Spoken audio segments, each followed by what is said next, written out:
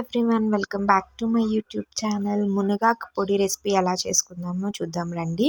ముందుగా దానికి కావాల్సింది శనగపప్పు, మినప్పప్పు, వెల్లుల్లిపాయలు, ఎండుమిర్చి, ధనియాలు, మునగాకు. సో ఫస్ట్గా కడాయిలో ఆయిల్ పెట్టుకొని ఒక 2 to 3 టేబుల్ స్పూన్ ఆఫ్ శనగపప్పు దోరగా వేయించుకోవాలి. వన్స్ దోరగా వేగిన తర్వాత మినప్పప్పు, పొట్టు మినపప్పు అయినా అవ్వచ్చు, పొట్టు లేకుండా అయినా అవ్వచ్చు. మినపప్పు కూడా లైట్గా వేగిన తర్వాత ఒక 2 టేబుల్ స్పూన్ ఆఫ్ ధనియాలు, మొత్తం ఈ 3 పప్పులు వేగిన తర్వాత కారానికి సరిపడా ఎండుమిర్చి, కొన్ని మిర్చి కారంగా ఉంటాయి, కొన్ని మిర్చి కారంగా ఉండవు, కాబట్టి దాని రిలేటెడ్ చూసుకొని వేసుకోవచ్చు. ఒక 4-5 రెబ్బలు వెల్లుల్లి, ఒక చిన్న లెమన్ సైజ్ అంతా చింతపండు కూడా ఆయిల్లోనే వేసుకొని ఫ్రై చేసుకొని సైడ్కి పెట్టుకోవాలి. తర్వాత మునగాకు, ఒకవేళ పచ్చి మునగాకు అయితే మంచిది. మాకు ఇక్కడ దొరకదు కాబట్టి ఊరు నుంచి తెచ్చేసరికి అది డ్రై అయిపోయింది.